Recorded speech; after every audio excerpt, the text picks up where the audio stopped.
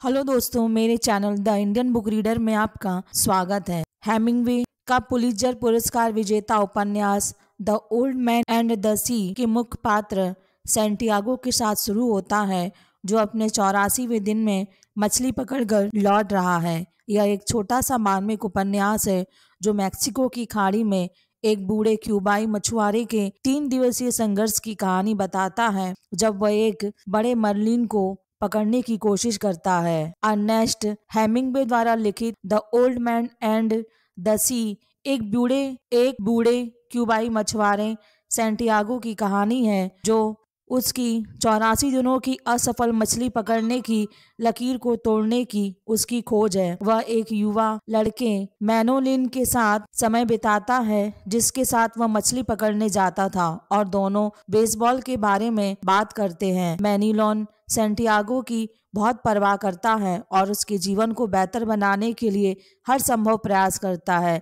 Santiago वह व्यक्ति जिसे शीर्षक संदर्शित करता है, अगले दिन अपनी किस्मत बदलने की कोशिश में निकल पड़ता है। अगले दिन सूर्योदय से पहले सैंटियागो फिर से पानी पर है। उसकी नज़र मछली पकड़ने के एक नए दूर स्थित स्थान पर केंद्रित है। जब एक मछली अपनी लाइन पकड़ लेती है और सैंटियागो को पता चलता है वह कितनी बड़ी है, तो उसका संघर्ष शुरू हो जाता है। मीलों पानी, घंटों और दिनों के संघर्ष के माध्यम से सैंटियागो को इस बात के लिए कष्ट सहना पड़ता है कि वह जो आशा करता है वह सफल हो, जबकि उसे यह याद दिलाया जाता है कि मानव होने का क्या मतलब है। ओल्ड मैन एंड द सी की शुरुआत का मुख्य पात्र सैंटियागो से होती है, जो 84 दिनों की मछली पकड़ने की यात्रा से बिना मछली पकड़े लौट रहा है। हालांकि दीनहीन बूढ़े आदमी को उम्मीद है कि उसकी किस्मत जरूर बदल जाएगी। उसके रवैये को उस लड़के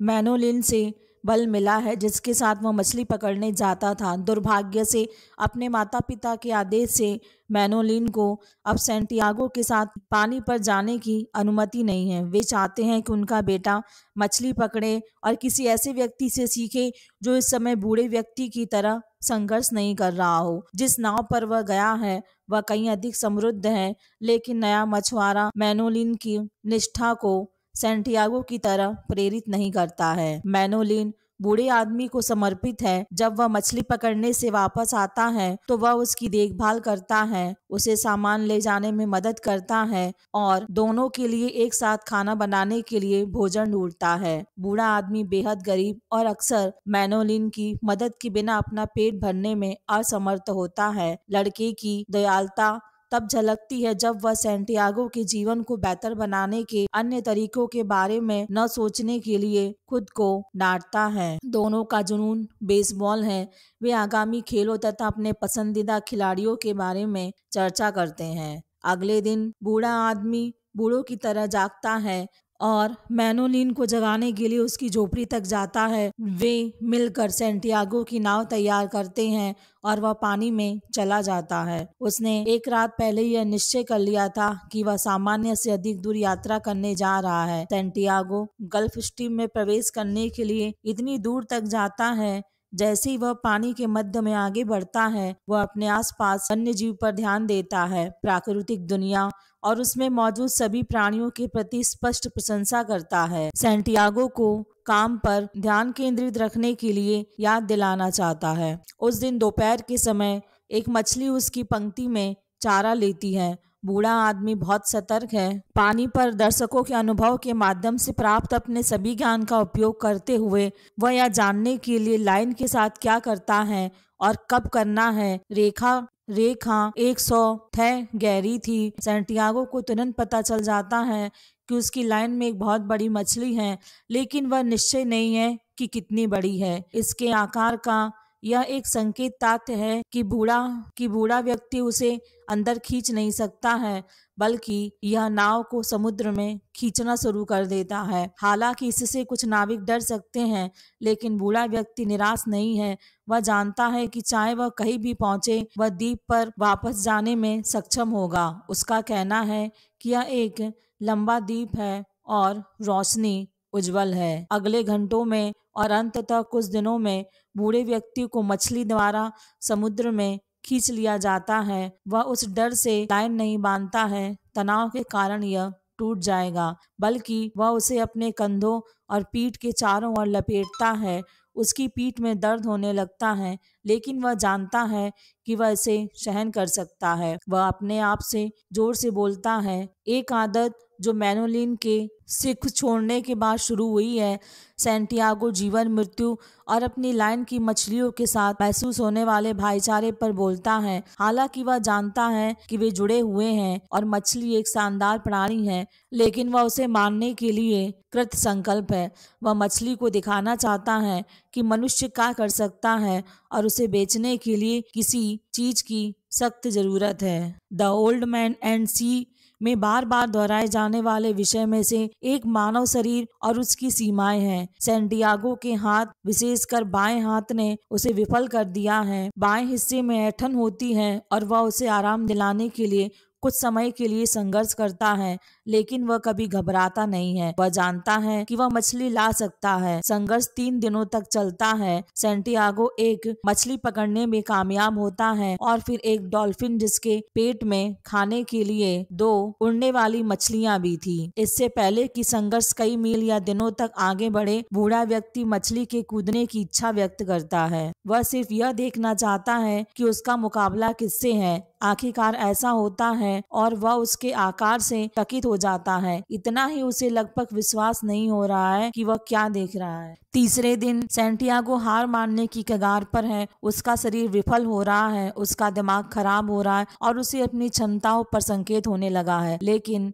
मछली चक्कर लगा रही है। वह बार बार अपने हार्पून से मर्लिन को मारने की कोशिश करती है और अंततः सफल हो जाता है। उसका एक हिस्सा शोक मनाता है क्योंकि मछली उसकी भाई थी, लेकिन उसे खुद पर गर्व भी है। वह अभी भी चाहता है कि जैसे कि वह संघर्ष शुरू होने के बाद में चाहता था। घर लौट रहे बूढ़ा आदमी मर्लिन को अपनी नाव में एक किनारे पर बांधता है क्योंकि वह नाव पर खींचने के लिए बहुत बड़ी है, और बूढ़ा आदमी मर्लिन को अपनी नाव के किनारे पर बांधता है क्योंकि वह नाव पर खींचने के लिए बहुत बड़ी है, और घर चला जाता है। कुछ समय के लिए वह अपने बगल में मौजूद मछली से अपनी नजरें हटाने में असमर्थ है। यह अविश्वसनीय रूप से बड़ा और सुंदर है और वह बाजार में प्रतिक्रिया को देखकर चिंतित है। वह यह नहीं चाहता है कि यह जीव यूं ही पाया जाए, लेकिन वह जानता है कि उसे इसे बेचना होगा ताकि वह अपना पेट भर सके। घटनाओं में से एक भीषण मोड़ है, लेकिन जो अप्रत्याशित है। शार्क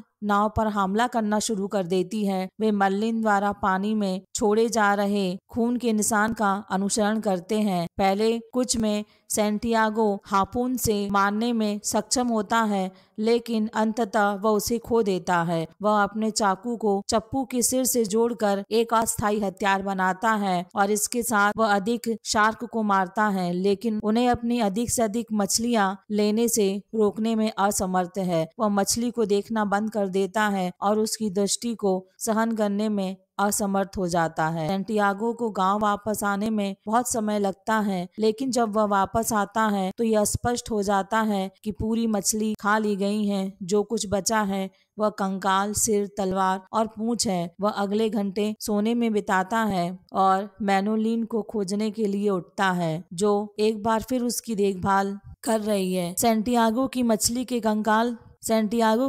के कंकाल को देखकर ग्रामीण आश्चर्यचकित हो गए कि किसी ने भी इतनी बड़ी मछली नहीं देखी है। जब सैंटियागो ने इसे पकड़ा तो यह अधिक ही नहीं तो लगभग 1500 पाउंड की होगी। ओल्ड मैन एंड द सी का अंत सैंटियागो के शांति के सोने बेसबॉल स्कोर बढ़ने शुरू होती। अफ्रीकी समुद्र तटों पर शेरों के खेलने के सपने देखने के साथ होती है। किसी भी मछली को वापस लाने में सैंटियागो की सफलता की कमी के बावजूद मैनोलिन उसके साथ समुद्र में वापस जाने और भविष्य में और अधिक मछली पकड़ने में उसकी मदद करने का वादा करता है। The Old Man and the Sea दृढ़ता, दृढ़ संकल्प और मनुष्य और प्रकृति के बीच संबंधों की कहानी है।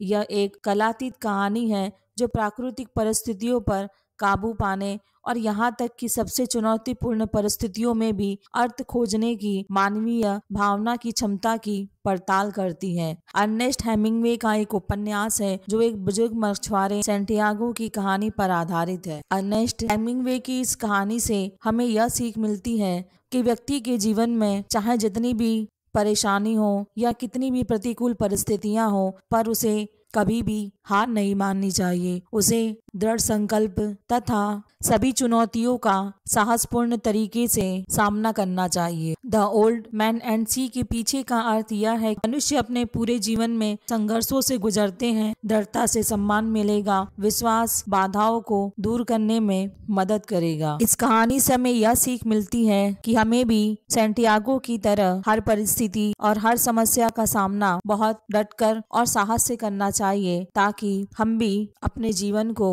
गरिमापूर्ण तरीके से जी सकें। अगर आपको मेरी ये ऑडियो पसंद आई हो तो प्लीज मुझे कमेंट करें और मेरे चैनल को लाइक, शेयर और सब्सक्राइब करें। धन्यवाद।